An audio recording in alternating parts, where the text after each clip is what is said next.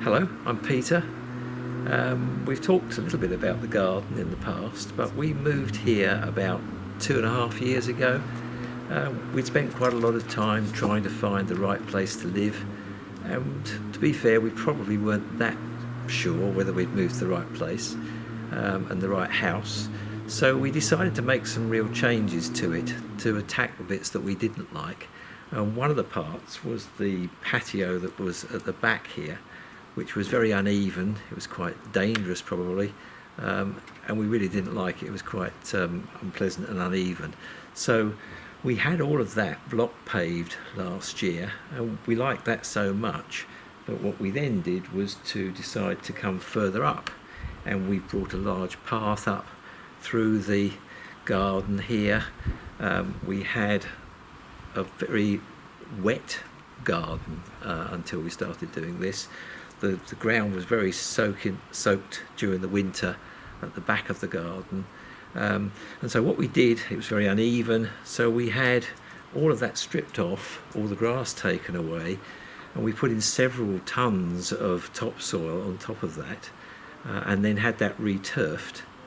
And we also decided that we'd had a couple of log cabins at the house that we lived at previously that we really enjoyed having, particularly for Karen's photography. And so we decided that perhaps it was a good idea to put another one in.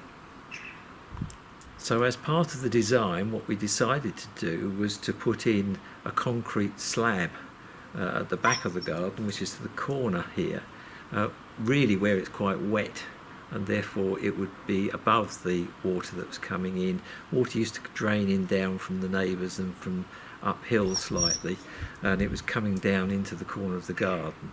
And so we decided to put in a concrete slab and put in a log cabin.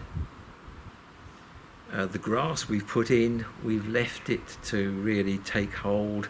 It really needs cutting now, but the other problem that we've discovered is that when they put in the topsoil, they put in a lot of the bulbs that were already there have been incorporated in the topsoil that we've put here, and these have come up through the grass. So we're really just waiting for those to die off, and then we will mow the grass, and then we will have the garden that we were looking forward to having. Part of the things that we were aware of, that we were taking out some trees from the front garden, and it's the Queen's Green Canopy project that was from October 2021 through into the Jubilee year last year in 2022.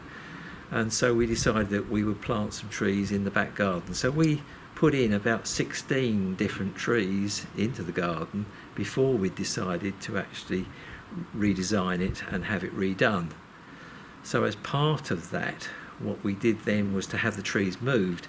And I have to say that the guys that were doing the garden did a great job, because they have moved a number of these trees and they have survived. And we have some cherries here which have come into flower again this spring. We've got fruit trees, a couple of those that were moved. Those are in flower now. We've lost one, which is surprising, but that was in a part of the garden that we weren't quite sure what was going on, because we'd lost a tree there previously. But fundamentally, it's worked and we're very happy with it now. So I think the lesson that we've learned from this is that if you're not totally content with the plot that you've got or the garden that you've got, then it might be worth looking at redesigning it and putting the money that you would otherwise spend into that. It's going to cost a lot of money to move. We reckon it's going to cost between 13 and 15,000 by the time you've paid for estate agents' fees, moving fees, solicitors' fees, and so on. And that money can be usefully used to spend on the plot that you've got, because certainly as far as we're concerned, we're very happy with the house, we're very happy with the neighbourhood that we live in. It was simply the garden that was really not doing it for us. So we have spent that to give us the house that we want, and we're now actually very happy with where we live and what the garden that we have, and we wouldn't want to move from here now. So I hope you found that useful and interesting. Thanks for listening and spending the time with us. If you've enjoyed it, then I'd be very grateful if you would subscribe and like it, and if you've got some comments, then we'd be very happy to hear about those, and we'll respond to you. So for the time being, it's goodbye and see you soon.